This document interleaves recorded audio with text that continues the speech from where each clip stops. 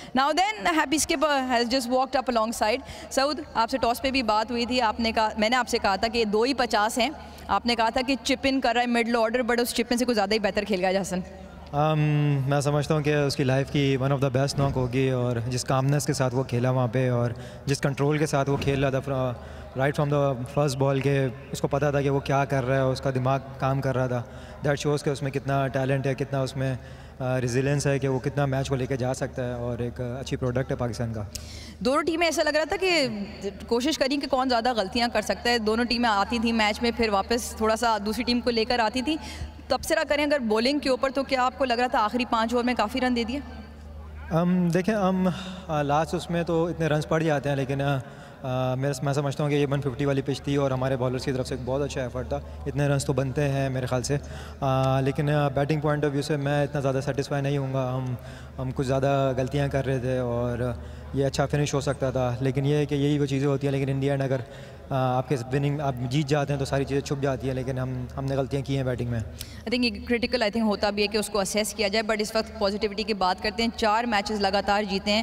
لاہور آپ کے لیے بہت اچھا ثابت ہو رہا ہے, بٹ ساتھ ساتھ 2 پوائنٹس کے ساتھ آپ ٹیبل کے ٹاپ پہ بھی چلے گئے.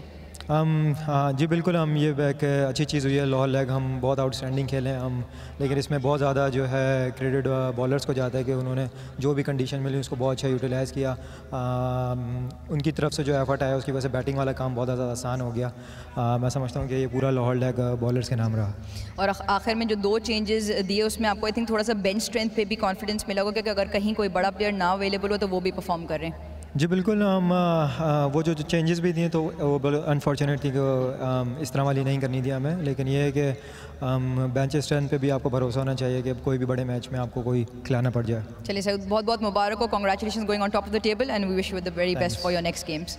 Thanks very much. Yeah, Happy Skipper told me that he reckons this was probably Hasan Nawaz's best innings so far. Gives him a lot of confidence that he carried the bat and carried the innings through as a winning cause. True reflection, he said, yes, we give away runs at the back end, maybe a bit too many in the last 5. He reckons it was a 150 pitch, but honest reflection, he mentioned that his batters did make quite a few many mistakes which they will have to rectify and come good. Happy that he's on the top of the table. Just wishing him all the very best at the end, and that's all from down here.